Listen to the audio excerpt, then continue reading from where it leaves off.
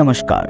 आप सभी का एक बार फिर से स्वागत है अनदेखी लाइव के एक्सक्लूसिव शो अनदेखी कहानी में। आज हम आपसे परिचय करवाने जा रहे हैं एक ऐसे शख्सियत का जिन्होंने एजुकेशन के फील्ड में अपना परचम लहराया है।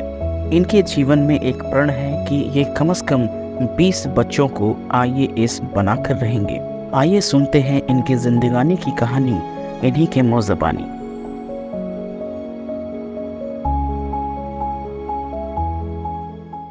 नमस्ते, नमस्कार। एक बार फिर आप सभी को मेरा ढेर सारा प्यार। एक बार फिर आप सभी का स्वागत है कार्यक्रम अनदेखी लाइव के एक्सक्लूसिव शो अनदेखी कहानी में।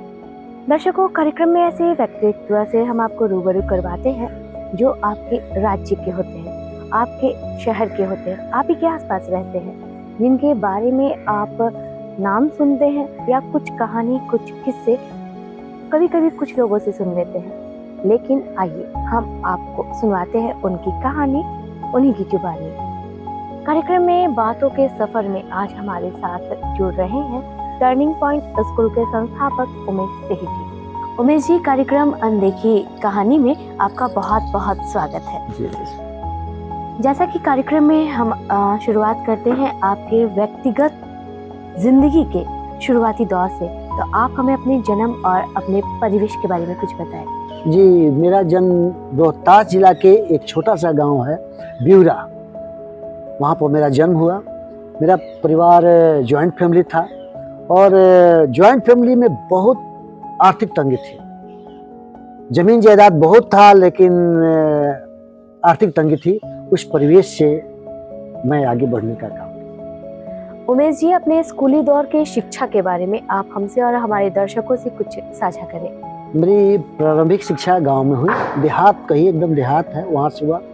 इसके बाद मैं फिर वाराणसी में पढ़ने के लिए गया। वहाँ गया, घर की स्थिति अच्छी भी नहीं थी, पढ़ने का माहौल भी नहीं था। फिर भी पिताजी के माध्यम से मैं बनारस तक पहुँचा और वहाँ पढ़ाई अपना स्टार्ट किया। उमेश जी, आपने बताया कि आपका जन्म बहुत छोटे से गाँव में हुआ। आपका घर का जो माहौल था आर्थिक रूप से भी वो बहुत ज़्यादा सुदृढ़ नहीं था और इसके साथ साथ घर का जो माहौल एजुकेशन के लिए भी बहुत ज़्यादा स्ट्रांग नहीं था। ऐसे में आपने अपने एजुकेशन के सफ़र को कैसे जारी रखा? 1982 में मैंने मैट्रिक पास किया और स्कूल का मैं टॉपर रहा। जब मैं स्कूल में टॉप किया तो मेरे परिवार में उत्साह आ गया कि वाह, तो बहुत अच्छा लड़का है, तो पढ़ सकता है मेरे परिवार में, मेरे खानदान में। तब हमारे पिताजी उस पर एक्शन लिए और अपने अगल बगल से हेल्प लेकर मेहनत करके हमको वाराणसी पढ़ने के लिए भेजे और वहाँ मेरी पढ़ाई स्टार्ट हुई और वहीं मैं पढ़ना स्टार्ट किया और मेरे में भी उत्साह आ गया कि नहीं, मैं भी कुछ कर सकता हूँ। तो उस समय मेडिकल इंजीनियरिंग का स्कोप नहीं था, जनरल ट्रेंड हुआ करता था, IA BA MA PhD ऐसे करके। तो मेरी भी शिक्षा उसी तरह से हुई कि मैं भी IA BA MA करते गया और आगे पढ़ते गया, B.Ed किया और इसके बाद पढ़ते गया। उमेश जी, जब हमने अपने दर्शकों को आपका परिचय दिया था तो बताया था कि आप टर्निंग पॉइंट स्कूल के संस्थापक हैं। एक विद्यार्थी से स्कूल के संस्थापक तक का सफर, इसके बारे में थोड़ा प्रकाश डालें। मैं पढ़ाई लिखाई किया और मेरी हार्दिक इच्छा थी कि IAS बनूं और तब मैंने IAS की तैयारी किया। उस तैयारी में कुछ सफल भी हुआ, PT मेंस ऐसे करके। इसके बाद फाइनली मैं नहीं सफल हुआ तो मेरे को लगा कि अब क्या करूं। तब मेरे ज़िंदगी का एक टर्निंग पॉइंट है कि जब मैं नहीं कर पाया लेकिन अपने ज़िंदगी में मैंने प्रॉमिस किया कि कम से कम मेरे लाइफ में 20 IAS बनाऊं। और तब से लेकर मैंने स्कूल का निर्माण किया और स्कूल में मैं फोकस देता हूं कि IAS बच्चे को तो मैं बहुत लाइक करता हूं और उसमें मैंने सोचा कि 20 कम से कम IAS बनाऊं। आज करीब 12 बच्चे मेरे IAS बन चुके हैं और मैं बच्चों को बहुत ज़्यादा मोटिवेट करते रहता हूँ और उसको ड्रीम दिखाते रहता हूँ। और वहीं से मेरा स्टार्टिंग हुआ, स्कूल के माध्यम से मैं इसको कर सकता हूँ और वहीं से मैं स्टार्ट किया। हर इंसान अपने ज़िंदगी में बहुत कुछ करना चाहता है लेकिन कई बार नहीं कर पाता है। आपने बताया कि आप IAS बनना चाहते थे, नहीं बन पाए। ये आपके ज़िंदगी का टर्निंग पॉइंट था। आपके स्कूल का नाम टर्निंग पॉइंट इसलिए तो नहीं कि और लोगों की ज़िंदगी के जीवन को टर्न किया जा सके? बहुत आपका लाजवाब क्वेश्चन है और आपने पूछा कि इसका नाम टर्निंग पॉइंट। जी हाँ, मैं IAS की तैयारी कर रहा था, 2 3 4 अटेम्प्ट मैंने दिया और नहीं आया। तो मैंने सोचा कि अब कुछ और किया जाए तब मैंने सोचा कि मैं तो नहीं किया, मेरा चांस खत्म हो गया। तो स्कूल का नाम मैंने टर्निंग पॉइंट रखा, टर्निंग पॉइंट स्कूल, और मैंने उसी समय टर्न लिया और मैंने प्रॉमिस किया कि अपने लाइफ में उस स्कूल के माध्यम से कम 20 अपनी लाइफ में 20 लड़के को आईएएस जरूर बनाऊं। इसलिए उसका नाम भी टर्निंग, वो मेरा जिंदगी का पहला टर्न था, इसलिए इसका नाम भी मैंने टर्निंग पॉइंट रखा। इंसान चाहे कितना भी कामयाब क्यों ना हो, लेकिन उसका कोई ना कोई इंस्पिरेशन होता है। आप किससे मोटिवेट हुए? किसने इस सफर में आपको मोटिवेट कर आपके सफर को आगे बढ़ने में मदद की? मैं अपने ज़िंदगी में 2 लोगों से बहुत इंस्पायर्ड हुआ। एक हैं डॉक्टर कलाम, बहुत नज़दीक से देखा, किरण बेदी, दोनों को मैंने बहुत नज़दीक से देखा। मैंने उनको अध्ययन किया कि नहीं, ज़िंदगी में कुछ न कुछ रिसोर्स पर्सन बनना होगा, कुछ ऐसे काम करना होगा जो कि लोग आपको अच्छे से याद करें। तो दोनों व्यक्तित्व से, कलाम साहब और किरण बेदी, जो कि साथ में बहुत काफ़ी नज़दीक से देखा, और उनसे मैं इंस्पायर्ड होकर आज इस अपने मिशन में लगा हूँ, इस स्कूल को चला रहा हूँ और बच्चे को हमेशा मोटिवेट करते रहता हूँ कि तुम लोग भी कुछ अपने ज़िंदगी में रिसोर्स पर्सन के रूप में बनो। 2 तरह के लोग होते हैं, एक मनी को अर्न करने वाले और एक देश को अर्न करने। तो देश के लिए मैं काम कर रहा हूँ कि अगर हमारे देश में अच्छे अच्छे रिसोर्स पर्सन रहेंगे, हमारा देश बहुत आगे जाएगा। इसी पर मैं काम कर रहा हूँ।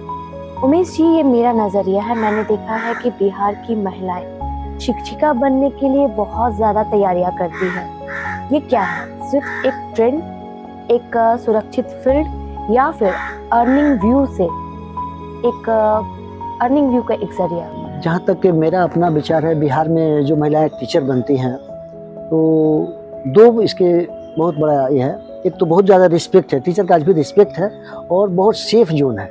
महिलाएं जहाँ भी रहती अपने अगल बगल या शहर में आई, पढ़े आई, 5-6 घंटा 7 घंटा अपना स्कूल में रही, इसके बाद बाकी अपने परिवार के साथ रही, और रिस्पेक्ट भी मिला, सम्मान भी मिला और तनख्वाह भी मिला। तो तीनों इसलिए है, तीनों मिला, इसलिए यहाँ पर जाना चाहती है महिलाएं। उमेश जी, हमने सिर्फ सुना ही नहीं है बल्कि कई बार देखा भी है कि अलग अलग जगहों पर आपकी उपस्थिति होती है। आप सिर्फ एक स्कूल के संस्थापक नहीं हैं, बल्कि बहुत सारे अलग अलग कार्यक्रम में भी अवेयर रहते हैं। हम कार्यक्रम में इस पर भी थोड़ी सी बातचीत करेंगे।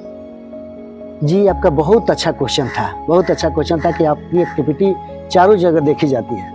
मेरा बचपन से ही शौक था कि मैं जहाँ भी रहूँ बच्चों को एकदम एक्टिव बना कर रहूँ। इसलिए आज जहाँ भी होता है, पटना की अतिरिक्त बाहर किसी शहर में हमको अगर पता चल गया कि यहाँ पर एक्टिविटी होने वाला है तो हम जरूर पहुँचेंगे।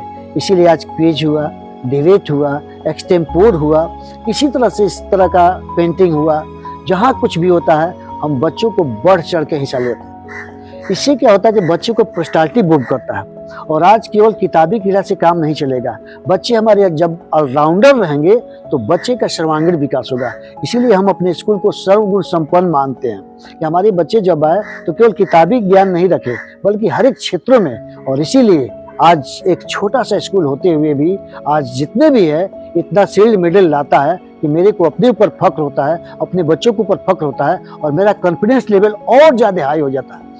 और आने वाले दिनों में इसको मैं, और इसीलिए मैं सोचा हूँ कि आने वाले दिनों में इंडिया के विभिन्न कोनों में लाऊंगा, लेकर जाऊंगा बच्चों को, और वहाँ से बच्चे आज बिहार से ही चिमट कर नहीं रह जाना है और दूर दूर तक बहुत सारे राज्यों में हमको लाना है। तो नए साल में मेरा प्लानिंग है कि विभिन्न शहरों में जाकर बच्चे को अपना परचम लहराना है। इसमें मैं बढ़ चढ़ के हिस्सा लेता हूँ, इसलिए हमारे बच्चे बहुत अच्छा करते हैं। आपसे एक और आखिरी सवाल, एक संस्थापक, एक शिक्षक के नजरिए से और आसपास के सामाजिक तत्वों को देखते हुए आप आज के अभिभावक को और स्टूडेंट्स को क्या मैसेज देंगे हमारे कार्यक्रम के माध्यम से? बहुत अच्छा आपका क्वेश्चन था कि इसे क्या संदेश देना चाहते हैं। तो मैं संदेश देना चाहता हूँ पेरेंट्स की ओर से कि पेरेंट्स को अपने बच्चे पर ध्यान देना है। जब भी बच्चा स्कूल से आए तो देखे कि क्या क्या पढ़ाई हुआ है, क्रॉस क्वेश्चन करे कि बेटा पहली, दूसरी, तीसरी, चौथी, पांचवी क्या हुआ है। अगर पर डे मम्मी या पापा कोई अगर ध्यान देते हैं तो बच्चा बहुत अच्छा करेगा। क्योंकि आज बच्चा बहुत थोड़ा सा झूठ भी बोल रहा है। बच्चा बोलता है कि नहीं आज कुछ नहीं हुआ, हमारा कॉपी करेक्शन नहीं हुआ, कुछ पढ़ाई नहीं हुआ, मैडम नहीं पढ़ाई, मैडम ही करते हैं। अपने से अपने कमजोर है लेकिन स्किपिंग करना चाहता है, अपना दोषारोपण दूसरे को देना चाहता है। तो मम्मी पापा दोनों सतर्क रहें कि हमारा बच्चा की एक्टिविटी क्या है, क्या कर रहा है। और स्टूडेंट्स की तरफ से मैं कहना चाहूँगा कि बच्चे एक सभ्य नागरिक बने, डिसिप्लिन बने, क्योंकि अगर डिसिप्लिन में बच्चा रहेगा तो आगे चलकर बहुत बड़ा, इस धरती पर बिगड़ने के बहुत रास्ते हैं लेकिन बनने के बहुत कम रास्ते हैं। तो सोचो समझो तब आगे बढ़ो। अगर बच्चे इस ध्यान से काम करेंगे तो बहुत अच्छा कर सकते हैं। उमेश जी, आप हमारे कार्यक्रम में आए और आपने अपने विचार हमसे साझा किए, इसके लिए आपको बहुत बहुत धन्यवाद। दर्शकों, कार्यक्रम का खूबसूरत सा सफर आज हमारे साथ तय किया उमेश सिंह जी ने और अपने बहुत सारे विचार हमसे साझा किए। कार्यक्रम के अगले अंक में हम जुड़ेंगे कुछ और मेहमानों के साथ और उनके विचार जानने की पूरी कोशिश करेंगे।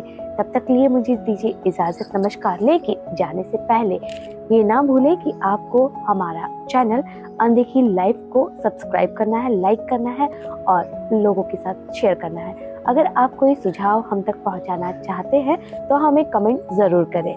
हमें आपके कमेंट्स का इंतजार रहेगा। अपने दोस्त जया को दीजिए इजाजत, नमस्कार।